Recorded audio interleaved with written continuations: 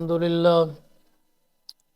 للہ وکفا والصلاة والسلام علی من لا نبی بعد اما بعد فاعوذ باللہ من الشیطان الرجیم بسم اللہ الرحمن الرحیم قل ان کانت لکم الدار الآخرۃ عند اللہ خالصۃ من دون الناس فتمنوا الموت ان کنتم صادقین وَلَن يَتَمَنَّوْهُ أَبَدًا بِمَا قَدَّمَتْ أَيْدِيهِمْ وَاللَّهُ عَلِيمٌ بِالظَّالِمِينَ وَلَتَجِدَنَّهُمْ أَحْرَصَ النَّاسِ عَلَى حَيَاةٍ وَمِنَ الَّذِينَ أَشْرَكُوا يَوَدُّ أَحَدُهُمْ لَوْ يُعَمَّرُ أَلْفَ سَنَةٍ وَمَا هُوَ بِمُزَحْزِحِهِ من العذاب ان یعمر واللہ بصیر بما یعملون۔ آپ فرما دیں اگر عالم آخرت خاص تمہارے لیے ہے بلا شرکت غیر دوسروں کے، تو اس کی تصدیق کے لیے موت کی تمنا کرو، جھوٹے پر، اور اگر تم اپنے دعوے میں سچے ہو، اور ہرگز نہ کریں گے اس موت کی تمنا کبھی بھی بسبب ان اعمال مشرکانہ کے جو یہ اپنے ہاتھوں سمیٹ چکے ہیں، اور اللہ پاک جاننے والا ہے ظالمین کو، اور البتہ پائیں گے آپ انہیں زندگی پر زیادہ حریص سب لوگوں سے، خاص کر مشرکین سے بھی زیادہ حریص۔ دوست رکھتا ہے ایک ان کا زندگی کا دیا جانا 1000 سال، حالانکہ اگر اس قدر زندگی مل بھی جائے تو اسے عذاب سے تو نہیں بچا سکتا، اور اللہ دیکھ رہا ہے جو کچھ وہ کر رہے ہیں۔ صدق اللہ العظیم۔ سامعین محترم، ماقبل درس کے اندر یہود کے کفر اور حسد کے دلائل ذکر کیے گئے تھے۔ اب ان آیات مبارکہ کے اندر اللہ تبارک و تعالی یہود کو مباہلے کی دعوت دے رہے ہیں کہ اگر تم اپنے دعوے کے اندر سچے ہو تو پھر موت کی تمنا کرو،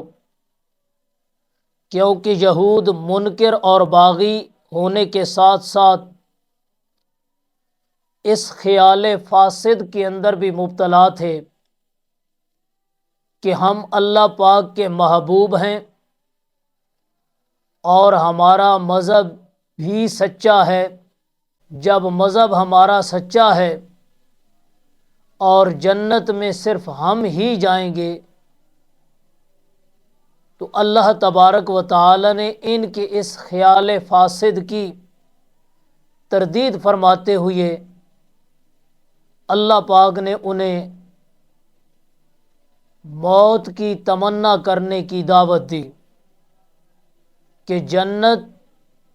والی زندگی اور دنیا والی زندگی کے درمیان حائل ہونے والی صرف موت ہے۔ اگر تمہارا یہ عقیدہ ہے، تمہارا یہ خیال ہے کہ جنت صرف یہود ہی کو ملے گی، باقی کسی کو نہیں ملے گی، تو پھر تم اس طرح کرو کہ اپنی موت کی تمنا کرو کہ تمہیں جلدی موت آئے اور تم جلدی جنت کے اندر داخل ہو جاؤ۔ اللہ نے ان کے باطل عقیدے کی تردید کرتے ہوئے انہیں مبالغے کی دعوت دی کہ اگر واقعتاً جنت صرف تمہارے لیے ہے تو میدان میں آؤ، اور نبی آخر الزمان صلی اللہ علیہ وسلم بھی اپنے اصحاب کے ساتھ میدان میں آئیں گے، اور دعا کرو کہ جھوٹے پر موت واقع ہو۔ جب آپ صلی اللہ علیہ وسلم بھی اپنے ساتھیوں کو لے کر آ جائیں گے میدان کے اندر، تم بھی میدان کے اندر آ جاؤ،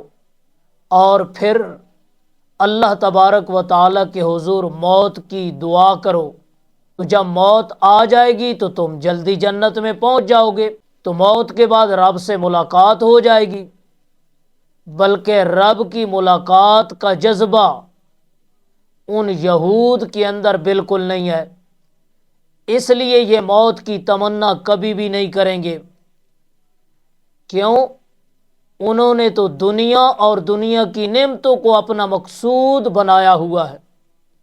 دنیا ان کا مقصود ہے، اور دنیا میں رہنے کو وہ پسند کرتے ہیں، اور یہ لوگ مشرکین سے بھی زیادہ دنیا کی زندگی کے حریص ہیں، لالچی ہیں، کیونکہ مشرکین تو قیامت ہی کے منکر ہیں، اور عالم آخرت کی نعمتوں سے بھی لذت شناس نہیں۔ یہ اگر آخرت سے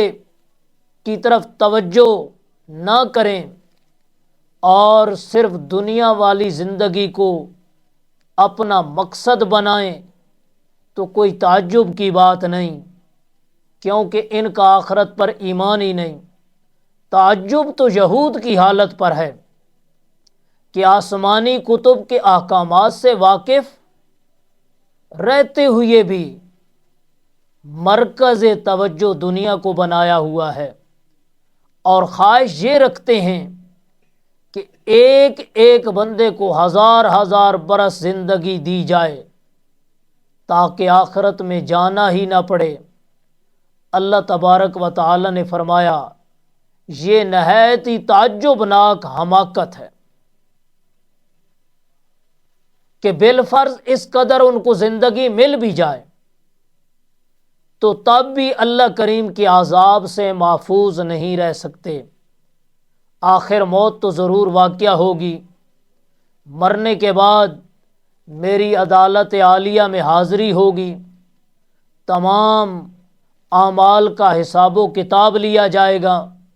بہتر تو یہ ہے کہ موت سے پہلے ہی آخرت کی تیاری کر لی جائے، اور آخرت کی تیاری نبی آخر الزمان صلی اللہ علیہ وسلم کی اتباع کے بغیر ممکن نہیں، اور اتباع کے بغیر محال ہے۔ تو سامعین محترم، اللہ تبارک و تعالی نے قوم یہود کو مبالغے کی دعوت دی، لیکن وہ مبالغے سے بھی بھاگ گئے، اور انہیں دنیا کی زندگی پیاری ہے۔ تو اب اس سے یہ بات ثابت ہوتی ہے کہ باطل اگر دلائل سے تسلیم نہ کرے تو اسلام کی صحت اور باطل کے بطلان کے لیے مبالغہ کی دعوت دی جا سکتی ہے۔ اگر دلائل کی دنیا سے وہ نہ مانے تو پھر آخری حل مبالغہ ہے۔ دوسری بات یہاں سے یہ ثابت ہوتی ہے کہ موت کی محبت طبعاً یا عقلاً یہ ولایت کی علامات میں سے ہے، اور موت کو دنیا پر ترجیح دینا یہ بھی ایمان کی علامات میں سے ہے۔ اب ہمیں بھی یہ طریقہ اختیار کرنا چاہیے کہ جب ایک آدمی دلائل کو ماننے ہی نہیں، دلائل کی طرف توجہ ہی نہ کرے، تو پھر اس کا آخری حال یہی ہوتا ہے۔ تو دعا ہے اللہ کریم سے کہ اللہ کریم ہمیں قرآن مجید سمجھنے کی توفیق عطا فرمائے، اور پھر اس کے اوپر عمل کرنے کی بھی توفیق عطا فرمائے۔ وما علینا الا البلاغ۔